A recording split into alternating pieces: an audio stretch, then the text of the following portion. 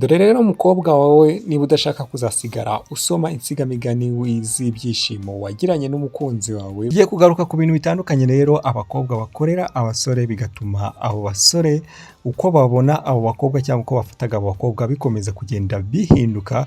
Iyo utaramenya nta n'icyo wakora, niyo mpamvu ugomba kubanza kumenya wa mukobwa we rero uri kumva iki kiganiro ukaza gusobanukirwa ibintu umusore mukundana ushobora kuba wamukorera bigatuma akomeza kugenda akwiyumvamo, akagukorera n'ibindi bikorwa bitandukanye wowe utakekaga mu gihe wamaze kuba wamenya ibi bintu nyine ugomba kuzamukorera bigatuma agira ati akwiyumvamo cyane ku rwego rwo hejuru cyane.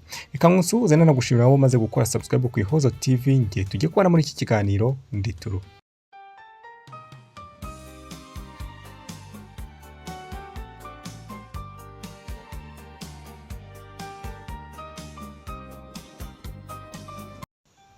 Bimwe rero mu bintu abasore bakunda ko abakobwa babakorera harimo nko kuba babubaha. Iki nicyo kintu cya mbere uzasanga abasore benshi cyane bagiye batandukanye bahuriweho.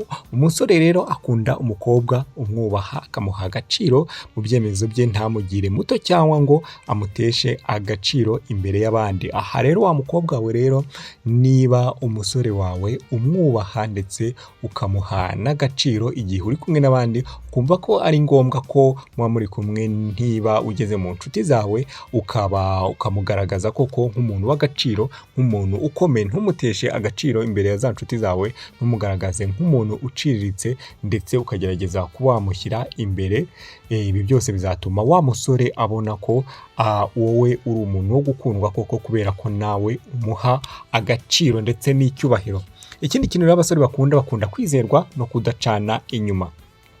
Abasore bakunda urukundo rurimo ubudahemuka. Iyo umusore yumva ko yizewe kandi atajya ahangayikishwa n'ibitekerezo byo guhemukirwa, bikamworohereza kuba ahora yumva atuje mu mutwe we, kubera ko yumva ko wowe mukobwa aho uri hose wowe ubwawe wirinze, akumva ko nyine nta bintu byo kugira ute byo kumuca inyuma, guhemukirwa mu bindi bintu byose. Ntiyumva ko wowe wamusiga mu rukundo. Icyo gihe umusore nyine azahora atuje ndetse yumve ko uri n'uw'ingenzi, kubera ko umuha umutuzo, ukamuha ibyishimo. Ibyo byose rero bizatuma wa musore akomeza kugira ate, gukomeza akwiyumvamo.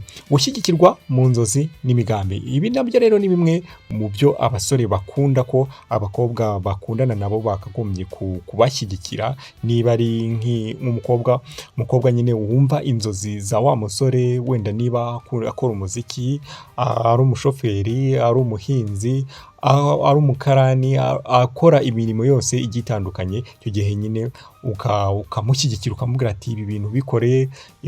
Niba afite nk'inzozi runaka, wenda n'umuziki n'urugero narinanze, ukagira ute ukagerageza kumushyigikira, ukamufasha, ukamuba hafi, ukagerageza kugira ute kumwereka ko umuri hafi. Ibi byose rero bizatuma umusore akomeza kugenda agira ate, agukunda. Ikindi kintu rero abasore bakunda urukundo rutagira drama nyinshi. Abasore benshi ntibakunda amakimbirane adashira, bakunda urukundo rutuje, ruganirirwamo, rutarimo gutongana buri gihe. Iki kintu rero abakobwa mukimenye, umenye ngo umusore buriya mukundana ntakunda biriya bintu by'amakimbirane, bakunda urukundo ruhora rutuje, rutarimo amakimbirane. Niba ari ikintu kibayemo, mukiganiremo mwitonze. Ibi nabyo bigira bite, bituma umusore agenda agukunda cyane, kwereka ko bakenewe cyane. Umusore rero buriya akandi kantu abasore bakunda ni ukubereka ko bakenewe cyane, bahari ni ingenzi cyane, ukabereka ko niba muri kumwe koko ni umuntu w'ingenzi kuba muri kumwe nawe. Ibi byose bizatuma umusore agenda kwiyumvamo, yumve ko nyine kuba hari arahari, kubera ko agomba kuba hari, ni umuntu w'ingenzi. Ibi nabyo nugerageza gukora ibikorwa bimwereka ko kuba hari, kuba muri kumwe ari ibintu by'ingenzi, bizatuma umusore agira ate, umusore akomeza kugenda akwiyumvamo cyane. Urukundo rugaragarira mu bikorwa, si amagambo gusa. Umusore rero buriya abasore ikindi kintu bakunda umukobwa ubitaho cyane. Wenda niba nko mu nzu runaka ubizi neza ko abayo, ukabagira ute, ukaba wenda wamutungura, ukagenda tujya twumva nk'abakobwa bagira batyo kumva ngo afite urufunguzo rwenda rw'umukunzi we, ngo niwe umukorera amasuku, niwe umufurira imyenda, niwe umukorera utuntu nyine tugiye dutandukanye. Ibyo byose rero umusore nabyo azabireba ndetse abihe agaciro. Wenda hari n'ibindi bikorwa bigiye bitandukanye wenda tutarondora ngo byose tubirangize, ariko abasore nanone bakunda urukundo rugize rute rugaragarira mu bikorwa. Ashobora kuba ari ibikorwa wenda byo kugerageza kumuhigira wenda nk'akazi, wenda n'urugero ni umushomeri, ushobora kumufasha ibikorwa bigiye bitandukanye byose nyine.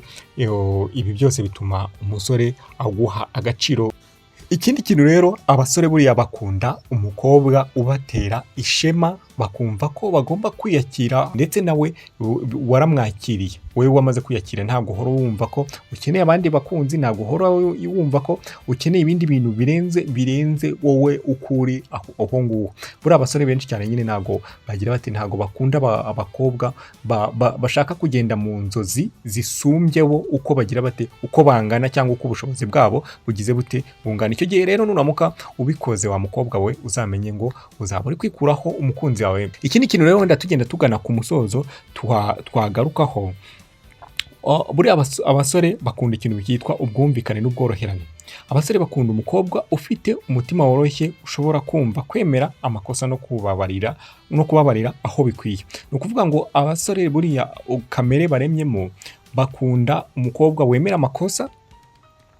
Niba wenda n'umusore yakoze amakosa ukamubabarira, ukamubwira ati sheri ndakubabariye rero ibi ntuzongere kunguka. Iki gihe nabyo bituma umusore agira ati akwiyumvamo, akumva ko uri umuntu w'ingenzi kandi ukomeye. Ibyo bintu byose rero nagiye nkubwira ruguru uzagenda ubikurikiza, bizatuma umukunzi wawe mugumana, murambana ku buryo rwose muzagira mutya mugasazana neza, mugasazana imyaka 100 ikashira, kubera ko ibyo bintu byose uzaba wabikora. Buriya abasore, wenda tuvuga abasore, ni abasore ariko muri rusange kuzamura umusore, nubwo mba navuze nahereka umusore, ariko ni ukuzamura kugeza ku musaza nabyo izo keya zose ziba zigikenewe, kuko abantu benshi cyane bakunze kuba bamarana nk'igihe kirekire ukabona bahise bakora wenda divorce, wenda kubera ko hari ibintu bitakiboneka mu mubano w'urukundo rwabo. Ibyo ni ibintu tuzagira bute, ibyo ni ibintu wenda tuzagarukaho wenda mu kindi kiganiro ubutaha. Muri make rero, umusore akunda urukundo rumuha ituze, icyizere n'imbaraga zo gukomeza kuba we no kugera ku ntego ze. Ibyo byose rero nibyo abasore bakunda. Buri musore akunda guhora atuje, gushyigikirwa mu ntego ze, ndetse no gukomeza kumwereka ko uwo ari we bibaye, ndetse wenda niba hari n'aho agomba kuzagera, ntabwo wenda ari ibintu byo kumushyiraho pressure. Icyo kintu nuramuka ushyize ku musore mukundana pressure, bizatuma amera nkaho agenda kwikuraho, cyangwa amere nkaho muri kumwe kubera agahato cyangwa kubera amaburakindi. Ibyo bintu byose rero mubwiye uzabyitwararikemo neza, bizatuma umusore mukundana atakurambirwa, ndetse muhore mumeze nkaho muri bashyashya mu rukundo rwanyu. Ibyo byose rero nibyo nabifuriza, nanabashimira rwose kuba mwaramaze gukanda subscribe ku Ihoza TV, nanababwira ni namwe mutarayikanda, n'icyo gihe cyiza cyo kumuyikanda. Rero mbabwire nti ikiganiro cyacu nakagaruka, cyabagezagaho iki kiganiro Rituru. Imana ikomeze kubana namwe.